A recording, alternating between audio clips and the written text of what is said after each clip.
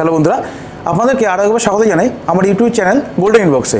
যারা আমার এই চ্যানেল নতুন এসেছেন তারা অবশ্যই চ্যানেলকে সাবস্ক্রাইব করবেন এবং বেল আইকনকে ক্লিক করবেন, তাহলে আমি যখন নতুন কোনো ভিডিও আপলোড করব আপনাদের কাছে নোটিফিকেশন চলে যাবে। আজকে ভিডিওতে আমি আপনাদেরকে দেখাবো আপনারা অপটিক্যাল ফাইবারকে কীভাবে স্প্লাইসিং করে জোড়া লাগাতে পারেন। এসব জানার জন্য আপনাকে ভিডিওটি শেষ অবধি দেখতে হবে। হ্যালো বন্ধুরা, আমি রাজু বিশ্বাস, welcome to my channel golden inbox.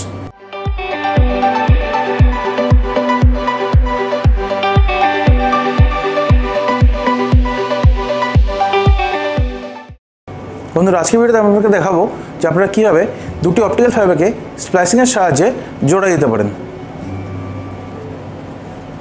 এই কেবল সম্পর্কে অন্য কোনো ভিডিওতে আপনাদেরকে আমি বলবো যে এই কেবলের কালার কোডিং কী আছে এবং এর শিল্ড কীরকম হয়। আজকে ভিডিওতে আমি আপনাদেরকে শুধু দেখাবো যে অপটিক্যাল ফাইবারকে আপনারা কীভাবে স্প্লাইসিংয়ের মাধ্যমে একটি অপটিক্যাল ফাইবারের সাথে অন্য একটি অপটিক্যাল ফাইবারকে জোড়া লাগাতে পারেন।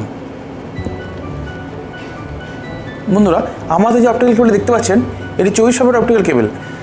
এই অপটিক্যাল কেবলের মধ্যে আবার 6টি বাফার থাকে। এই 6টি বাফারের মধ্যে আবার 4টি করে অপটিক্যাল কেবল থাকে। এই অপটিক্যাল কেবল আমাদের চুলের থেকেও সরু।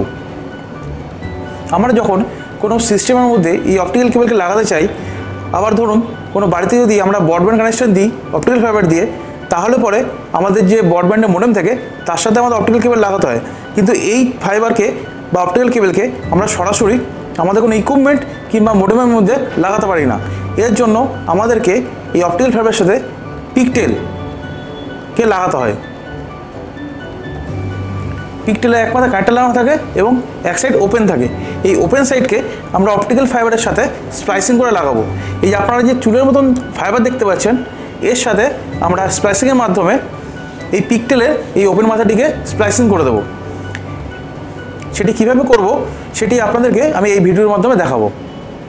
এই ভিডিওটিতে স্প্লাইসিং করে আপনাদেরকে দেখাবেন মিস্টার সৈকত শীল। তিনি স্প্লাইসিং মেশিনের মাধ্যমে এই ফাইবারটির সাথে এই পিকটেলটি আপনাদেরকে স্প্লাইসিং করে দেখাবেন। তাহলে চলুন আমরা দেখে নিই মিস্টার সৈকত শীল কীভাবে এই ফাইবারের সাথে এই পিকটেলকে স্প্লাইসিং করে জোড়া দেন।